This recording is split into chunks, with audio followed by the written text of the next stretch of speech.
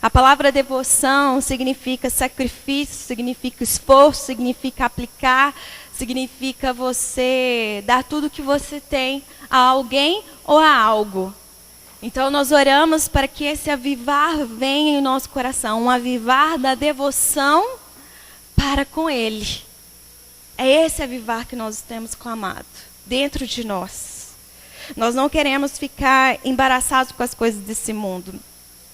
Quando a Lídia estava compartilhando aqui a respeito da experiência que ela teve da semana, que ela foi convidada a dar tudo que ela tinha para o trabalho, né? Ainda considerar o trabalho como a primeira casa e dar todo o tempo, eu fiquei imaginando que esse é o nosso desafio com Deus, dar tudo, o tempo inteiro, nos doar, nos sacrificar, vestir mesmo a camisa do reino, viver para Ele. E se quisermos construir e sustentar, eu vou falar muito dessa palavra cultura de avivamento saudável.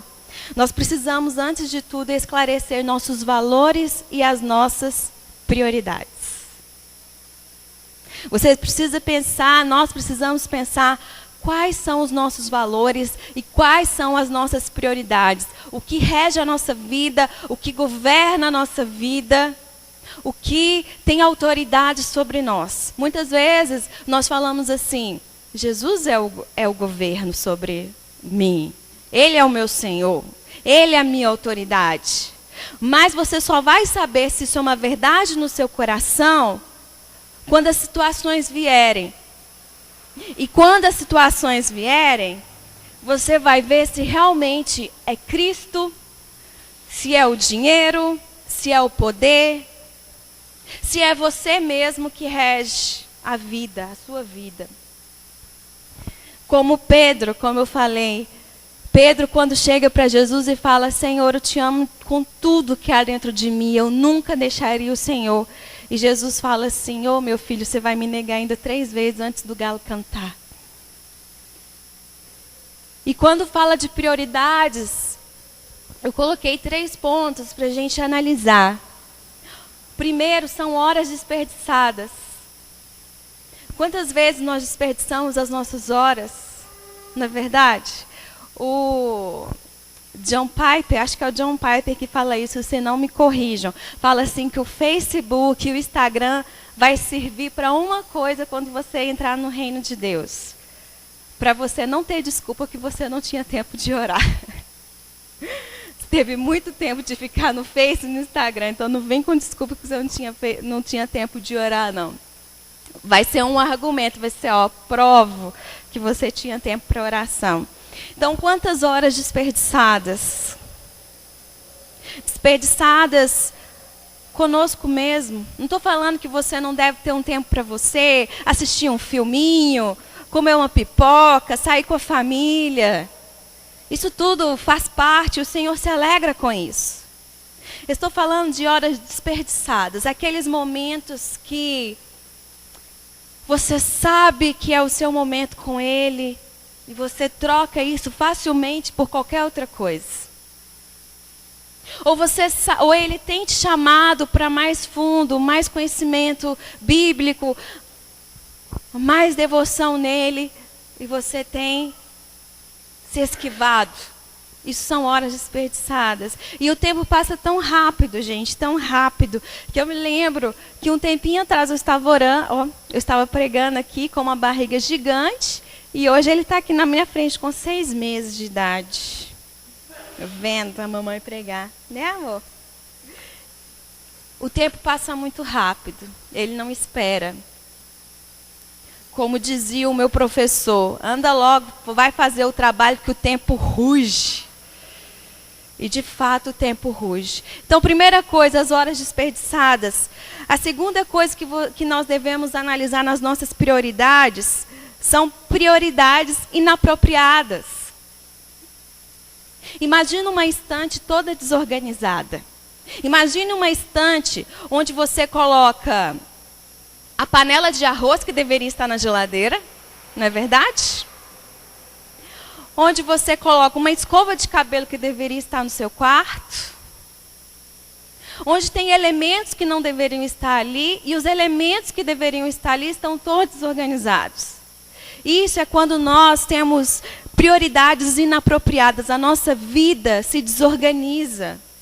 Nós não conseguimos organizar, nós não conseguimos colocar as coisas nos seus devidos locais, porque nós estamos com prioridades erradas. E como dizia, eu acho que é João Calvino, que o nosso coração é uma fábrica de ídolos. Como nós temos a facilidade de colocar prioridades inadequadas dentro de nós. Como nós temos a necessidade de preencher o nosso coração com alguma coisa. Na verdade, essa necessidade é legítima, mas ela deveria ser preenchida pelo Senhor, por Deus. E por último, nessa questão ainda da prioridade, são paixões insignificantes. Quando falo paixões insignificantes, é você amar demais, venerar demais o que você não deveria venerar. Existe uma paixão, nós temos clamado por lágrimas, paixão e fogo. Lágrimas porque nós precisamos nos arrepender, paixão porque nós precisamos ter o nosso coração aquecido, apaixonado pelo Senhor. E por consequência, o fogo do Espírito.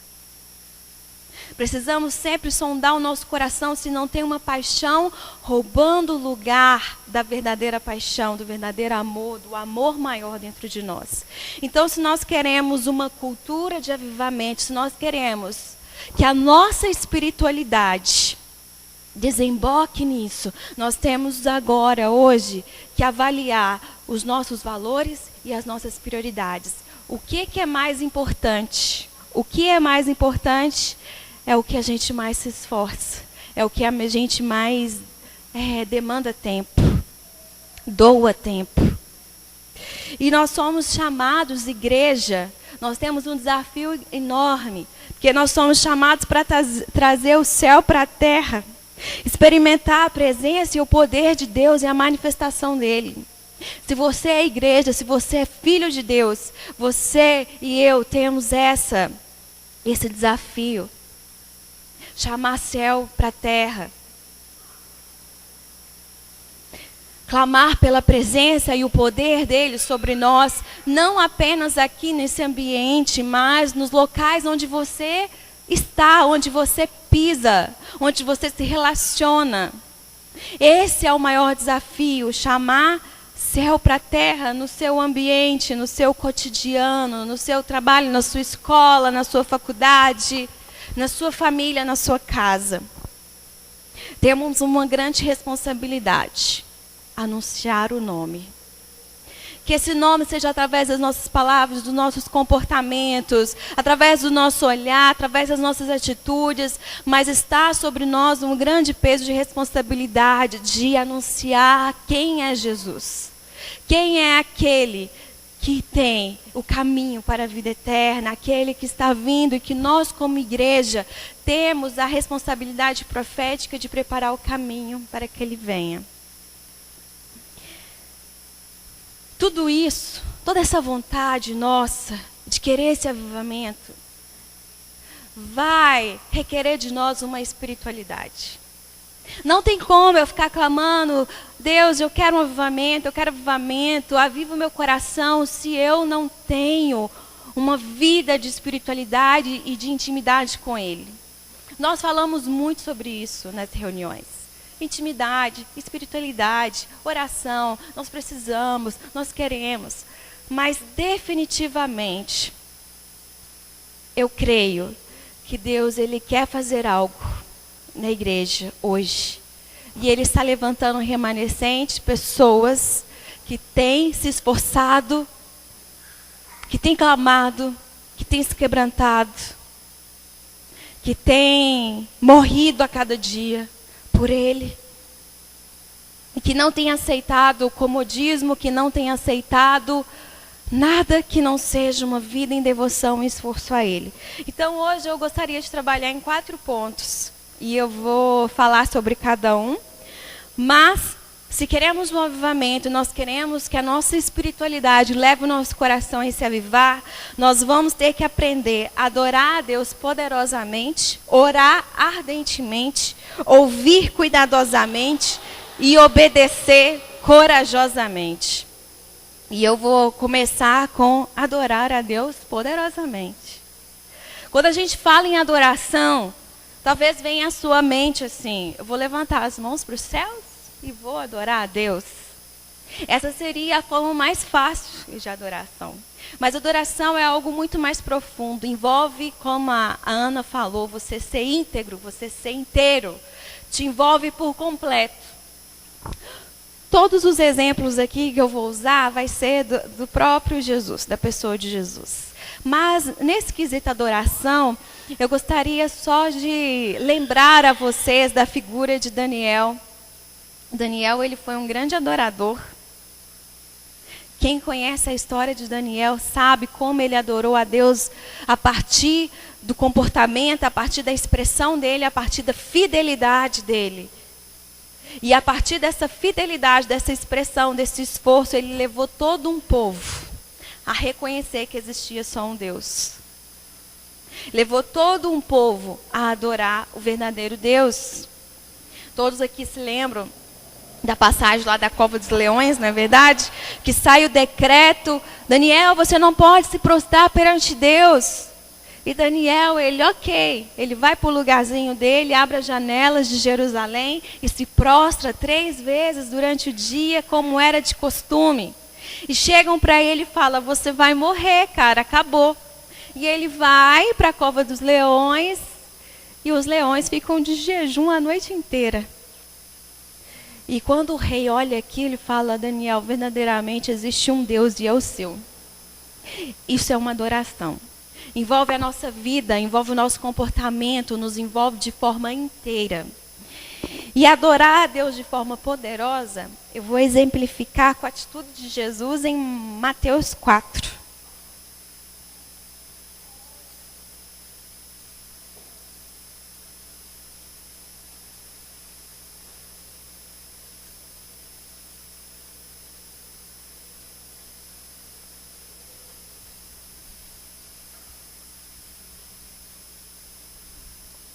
Mateus 4 diz assim, a seguir foi Jesus levado pelo Espírito ao deserto para ser tentado pelo diabo. Depois de jejuar 40 dias e 40 noites, teve fome. Então um tentador aproximando-se lhe disse, se és filho de Deus, manda que essas pedras te transformes em pães. Jesus, porém, respondeu, está escrito, não só de pão viverá o homem, mas de toda palavra que procede da boca de Deus. Então o diabo levou a cidade santa, colocou sobre o pináculo do templo e disse, se és filho de Deus, atira-te abaixo, porque está escrito, aos seus anjos ordenará o teu respeito que te guardem, e eles te susterão nas suas mãos, para não tropeçares em alguma pedra.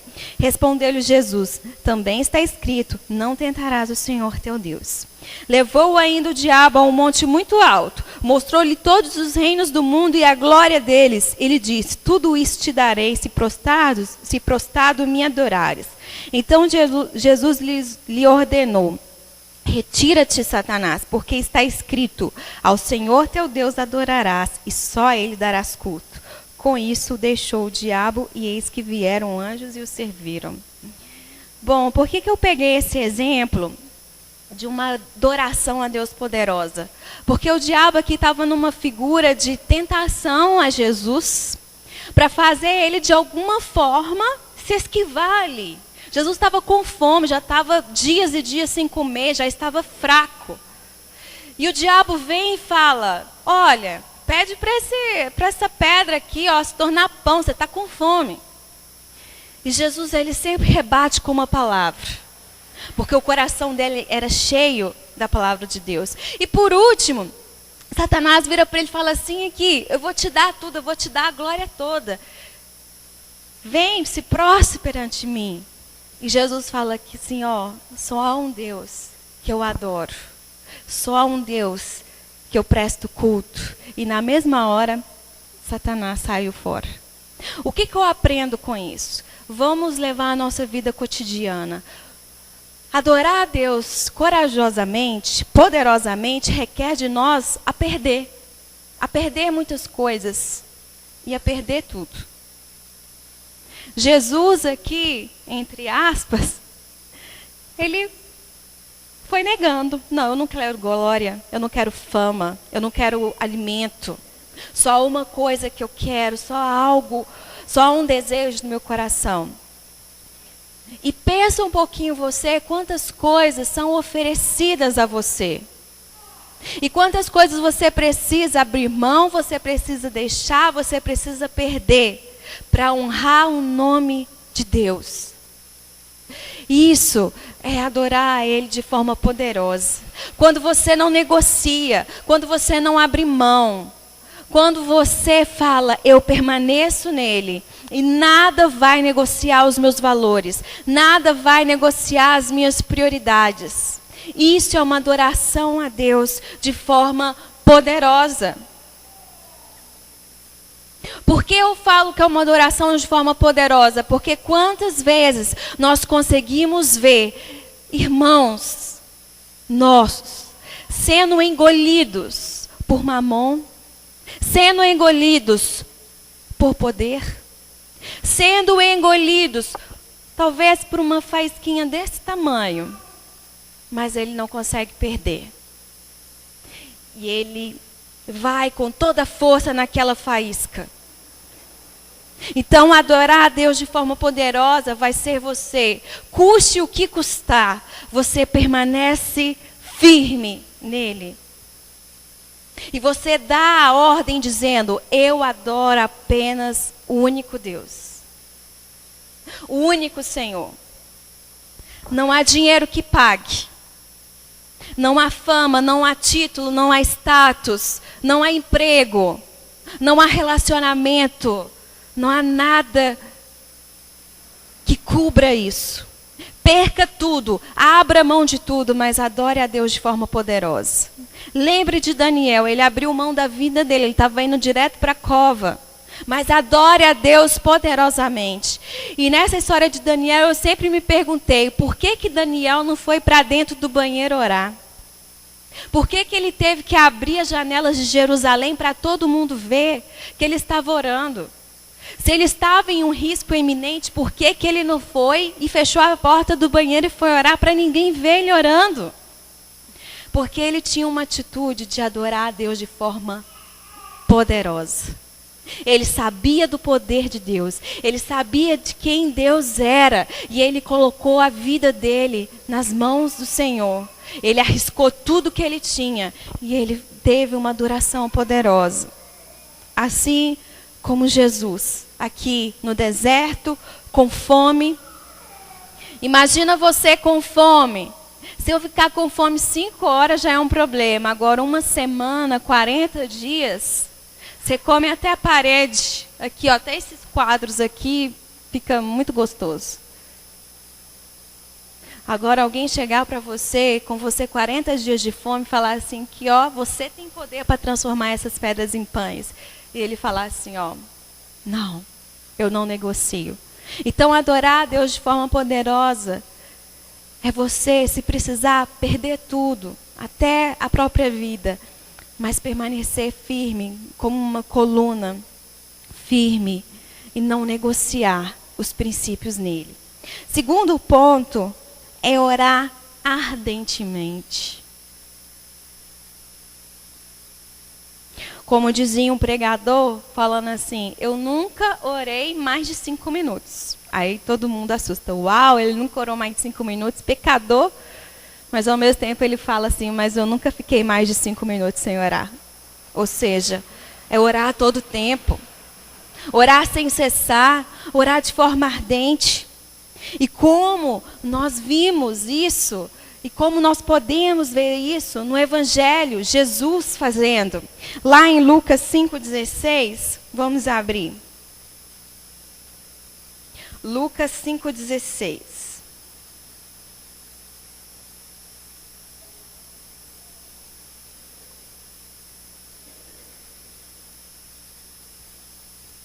Diz assim, Jesus, né? Aqui é a cura de um leproso. Ele tinha acabado de curar uma pessoa e no versículo 16 dizia: ele, porém, se retirava para lugares solitários e orava.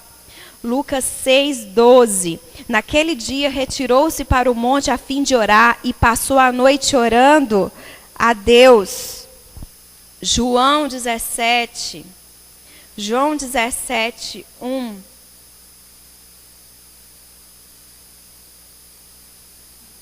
Aqui fala da oração sacerdotal de Jesus. Tendo Jesus falado essas coisas, levantou os olhos aos céus e disse: Pai, é chegada a hora, glorifica o teu filho, para que o teu filho glorifique a ti. Assim como lhe conferiste autoridade sobre toda a carne, a fim de que ele conceda a vida eterna a todos que lhe deste. E a vida eterna é essa, que te conheçam a ti, o único Deus verdadeiro, e a Jesus Cristo, a quem enviastes. Eu te glorifiquei na terra, consumado a obra que me confiaste para fazer. E agora glorifica-me, ó Pai, contigo mesmo, com a glória que te vejo junto de ti. Antes que houvesse mundo, manifestei o teu nome aos homens que me destes do mundo. Eram teus, tu nos confiastes, e eles têm guardado a tua palavra. Agora eles reconhecem que todas as coisas que me têm dados provêm de ti. E Jesus vai orando, e a todo momento nós podemos ver a preocupação de Jesus em estar conectado com Deus, orando de forma ardente. Hoje nós tivemos um tempo de oração muito precioso aqui, pela manhã, a oração das 8 horas, né? Nós oramos de uma forma ardente, de uma forma desejosa. E aquela frase que fala assim, olha, a igreja avança por meio da oração, isso não é um clichê, isso é verdade. A igreja só avança a partir da oração. E a gente experimentou isso hoje, de uma forma muito visível. Nós começamos a orar no nosso canto, lá embaixo, e de repente as orações começaram a ficar muito intensas. E intensas. E nós subimos aqui para cima e começamos a orar junto com a música. E a gente não queria nem mais o café, vamos ficar orando, vamos. Ou seja, a oração ardente nos leva. A oração sempre vai nos levar a Ele. Sempre vai te levar a Ele. Então, queira ter um coração, uma oração ardente. Se você tem dificuldade de orar, não se imagine assim, orando de forma fervorosa, 1 hora no seu quarto. Comece de forma simples, reconhecendo: Deus, te falar uma coisa aqui, eu não gosto de orar. Tenho muita dificuldade. Talvez é porque os meus olhos ainda não foi capaz de ver a glória que está em ti. Mas vai me mostrando aos poucos, vai criando essa fome dentro de mim, porque eu preciso de ter um coração que ora de forma ardente. Nós precisamos ser sinceros com o nosso Pai, porque Ele está vendo tudo. Não adianta a gente levantar a nossa mão, poderoso Deus e grandioso Pai, e dentro de nós está assim, que chato isso, né? É falar tudo para Ele, é falar a situação do nosso coração. A situação do meu coração é essa, ó. Frieza, apatia, indiferença, detesto orar, detesto ler a Bíblia, eu não aguento. E falar assim, Pai, a minha condição é essa. O que o Senhor vai fazer? Me ajuda.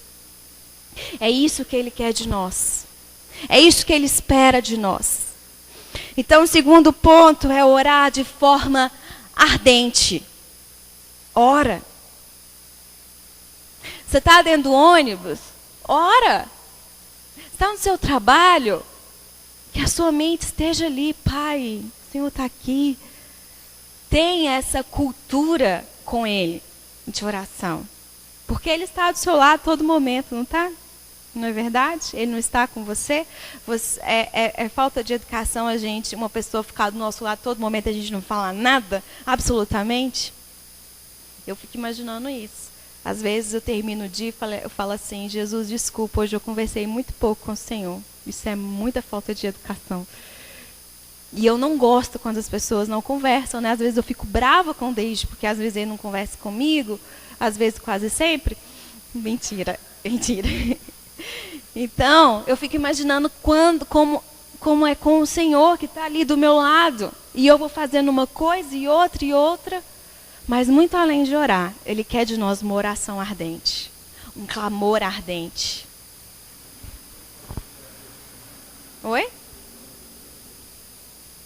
Terapia de casal. Terceiro ponto. O primeiro, adorar a Deus poderosamente. Segundo, orar ardentemente. E o terceiro, ouvir cuidadosamente. Esse ponto, ele é muito sério, porque muitas pessoas ficam assim, mas eu não sei quando Deus me fala as coisas, quando Ele não me fala, quando é coisa da minha cabeça, quando... né? Realmente, isso não é fácil. Exige de nós um crescimento, exige de nós um relacionamento com Deus. E quanto mais você ora, e quanto mais você se derrama, mais você consegue perceber e discernir quando é a voz dele e quando é a sua voz. E isso vai ficando tão natural para você, tão natural, você vai reconhecendo isso. Ah, mas eu não sei, eu não consigo ouvir a voz de Deus. Mas você ora? Também não. Então, realmente, você vai ter essa dificuldade. Mas o fato é que Ele fala. E Ele fala a todo momento. E Ele te fala de várias maneiras, de várias formas. O que nós precisamos não é falar assim, Deus, fala comigo. É falar assim, Deus, me ajuda a te ouvir, tira os tampões, porque eu sei que o Senhor está falando. Eu sei que a todo momento o Senhor está me ensinando. Assim como o salmista fala, até quando eu durmo, o Senhor me ensina de alguma maneira. Então nós temos que orar para que Ele aguce os nossos sentidos espirituais, para a gente conseguir ouvir o que Ele está falando. Já percebeu que quando você tira um tempo, uma semana de jejum e oração, você fala assim, não, Deus falou comigo tanto, de forma poderosa, como Deus falou comigo. Não, é você que se disponibilizou a ouvir mais. Porque Ele está falando, Ele quer falar, Ele quer manifestar. E nós que precisamos aprender a parar e ouvir. Você já conversou, com certeza todo mundo já conversou com esse tipo de pessoa. Que você chega, ela chega para você e começa a contar. E quando você vai falar, aí ela continua contando. Aí você vai falar, continua contando. Ela não consegue ouvir. Não é a pessoa que vai ouvir, porque ela não quer ouvir. Ela quer só falar. A mesma coisa nos seus tempos de orações. Tenha cuidado com isso. Muitas vezes nós queremos derramar a nossa angústia, a gente derrama, amém, Senhor, tchau, tá bom demais. Não, Ele quer falar conosco. Tenha paciência, espere, pegue sua Bíblia, pega seu caderno. Ele vai falar. Ele está falando. E lá em João 5,19, João 5,19 vai dizer o seguinte. Então lhes falou Jesus, em verdade vos digo que o filho nada pode fazer de si mesmo, senão somente aquilo que vi fazer o Pai, porque tudo que este fizer, o filho também semelhantemente o faz. Então Jesus, ele ouvia a Deus de forma constante, e ele fazia exatamente aquilo que o Pai ordenava ele fazer, que o Pai instruía, que o Pai orientava. Se nós não conseguimos ouvir a Jesus, nós não conseguiremos nunca cumprir o quarto ponto, que é obedecer de forma corajosa. Se eu não escuto, se eu não consigo ouvir o que Ele está falando, eu não consigo obedecer também. Se você não pode me ouvir, você não pode me obedecer. Então isso vai dizer dos nossos sentidos. Se você não escuta, clame ao Senhor hoje e fala, Pai, eu quero começar a te ouvir, porque eu quero começar a te obedecer. de forma corajosa. E aqui está na sequência. Você adora, e você ora, e você escuta, e você obedece. E foi nessa sequência que aconteceu com Jesus. E Jesus, ele obedeceu de forma muito corajosa, e a gente vai ver isso lá em Filipenses. Filipenses 2, 5. Filipenses 2:5 diz assim: tende em vós o mesmo sentimento que houve também em Cristo Jesus, pois ele, subsistindo em forma de Deus, não julgou como usurpação ser igual a Deus. Antes, a si mesmo se esvaziou, assumindo a forma de servo, tornando-se em semelhança de homens e reconhecido em figura humana. A si mesmo se humilhou, tornando-se obediente até a morte e morte de cruz. Jesus, ele se humilhou e ele entregou tudo que ele tinha até se tornar obediente e ir para a morte, morte de cruz. A obediência corajosa é o ponto que o Senhor anseia de nós. Lembra de Abraão? Era o ponto que faltava. E Jesus, acho que Deus falava assim: nossa, deixa eu ver se Abraão me obedece de forma corajosa. Quero seu filho. E quando Deus viu que ele cumpriu isso, ele obedece de forma corajosa. Quantas coisas, como Abraão, a partir dele, quantas coisas aconteceram.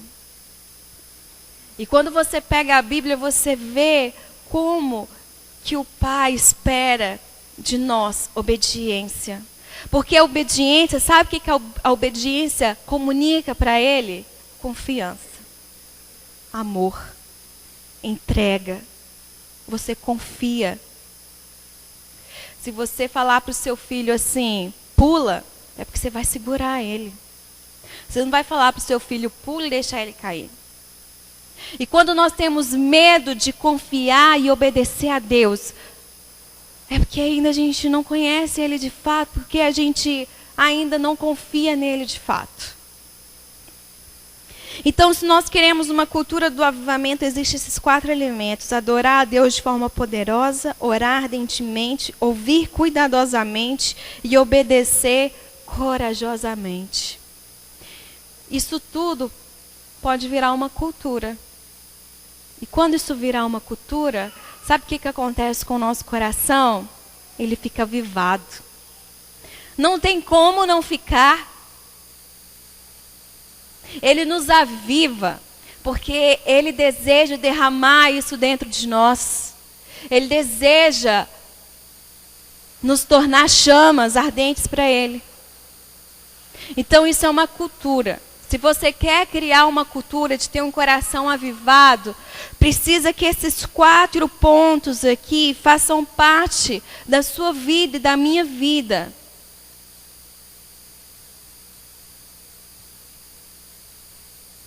Algo dentro de nós precisa nos consumir. Algo dentro de você precisa te consumir. Se você não vive uma vida assim, preciso da presença, eu preciso de intimidade, eu preciso permanecer nele, eu quero me parecer com ele. Se isso não te perturba, é porque ainda você não viu. Infelizmente. É algo que precisa te perturbar. Às vezes eu fico conversando com a Roberta e a Roberta está assim: Rebeca, eu não estou dormindo. Eu falei: eu também não, mas é por causa do Timóteo. Mas é algo que tira a sua paz, é algo que te perturba. É algo que você fala assim: eu preciso dessa presença. Eu preciso permanecer nele. Será que eu estou permanecendo nele? Esses dias eu estava lendo algo muito interessante, eu até compartilhei na comunidade sobre o que significa ser bem-aventurado. Quando Jesus, no Sermão do Monte, fala: bem-aventurados sois vós. A palavra ali, bem-aventurado, na língua semítica, significa asher. Que asher significa aqueles que caminham, aqueles que marcham. E Jesus estava falando para os discípulos. Discípulos, ou seja, aqueles que marcham. Jesus chama discípulos aqueles que marcham, aqueles que caminham, aqueles que movimentam. Então, se eu e você queremos ser discípulos, se somos discípulos, nós temos esse anseio em nosso coração e nós marchamos para algo. E nós estamos marchando todos os dias por Ele e para Ele. Sabe aqueles filmes? Crônica de Nárnia aparece muito isso, O Senhor dos Anéis também, quando eles vão para a guerra. Aí eles começam a ver aquele tanto de inimigo. E, nossa, muito inimigo. Eles olham para ele e falam, não, mas nós somos tão poucos. E eu lembro dessa cena do Senhor dos Anéis, é a cena que eu mais gosto. Quando o rei, ele olha, vê aquele tanto de inimigo e vê só eles. Ele pega a espada assim, olha para os amigos dele e fala, por Frodo! Aí vão e mata todo mundo. Eu imagino a gente falando, por Cristo, vamos lá. Por Jesus, vamos pegar nossa espada e vamos dar tudo que a gente tem. Isso significa querer ser discípulo. O problema é que somos distraídos facilmente pelas coisas dessa vida. Não é verdade? E o maior desafio nosso hoje, igreja, está lá em Hebreus 12, 1. Hebreus 12, 1 é um desafio para nós, igreja.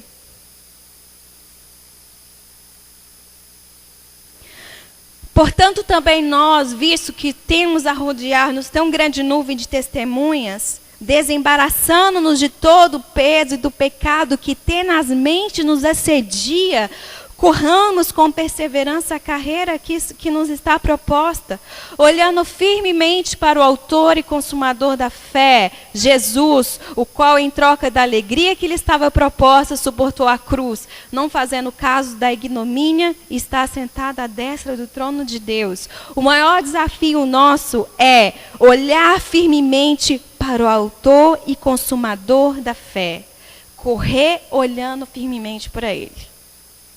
Não deixar nada nos embaraçar, não deixar nada nos distrair. Eu gostaria de concluir com um exemplo de Paulo. Esses dias o Senhor tem me falado muito de Paulo.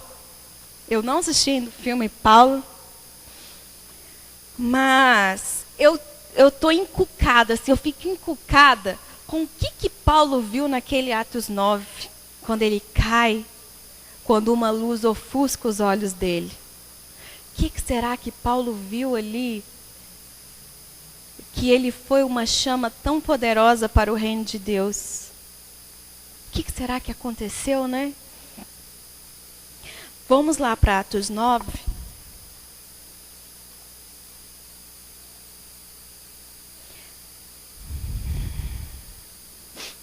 Saulo, respirando ainda ameaças e morte contra os discípulos do Senhor, dirigiu-se ao sumo sacerdote e lhe pediu cartas para as sinagogas de Damasco, a fim de que, caso achasse alguns que eram do caminho, assim homens como mulheres, os levasse presos para Jerusalém.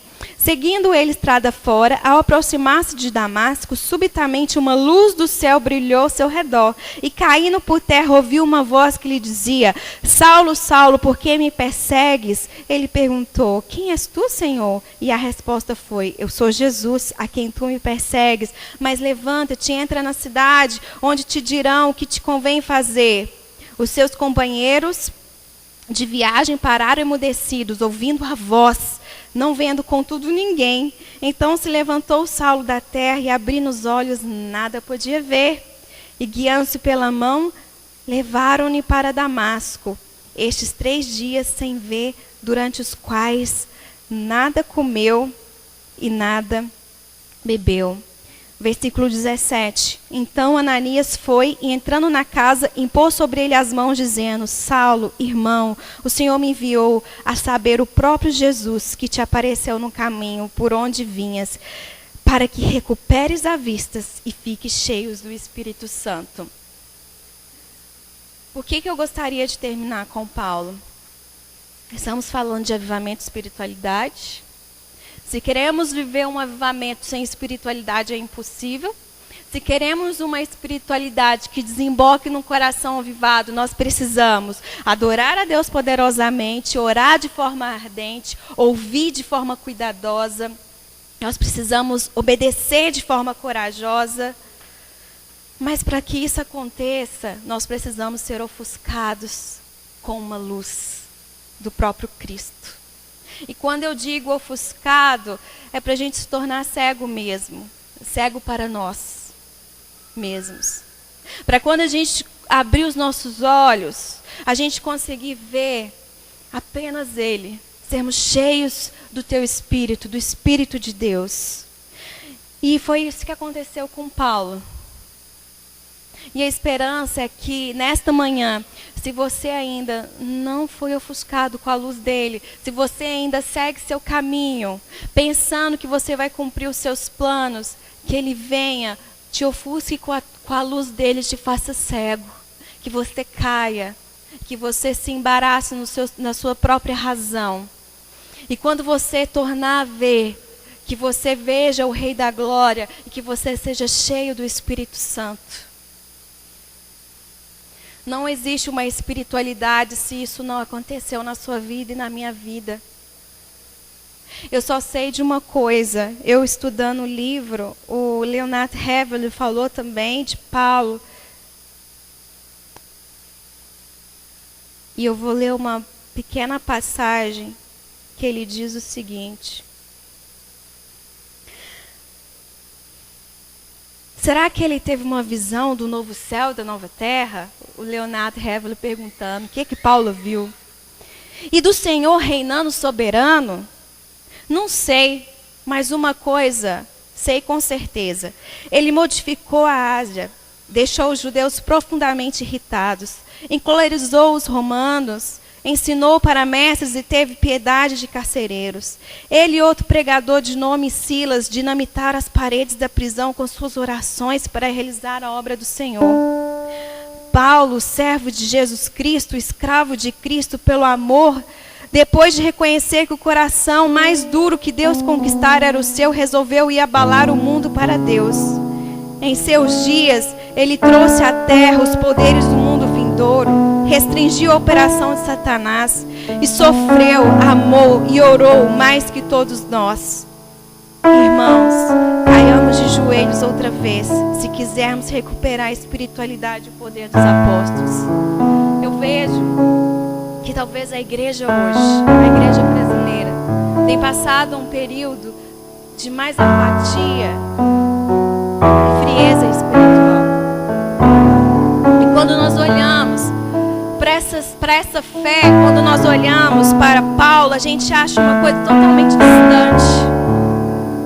Mas a verdade não é. Quando eu estava orando por essa palavra, o Senhor falou comigo de uma forma muito clara. Eu quero levar a igreja num nível mais profundo. Eu quero manifestar o meu poder. Eu quero manifestar curas físicas, emocionais. Eu quero que eles sejam cheios do poder, do meu poder. Mas para isso precisa haver morte. Eles precisam morrer para si mesmos, precisam se quebrantar, precisam clamar. Mas eu quero fazer.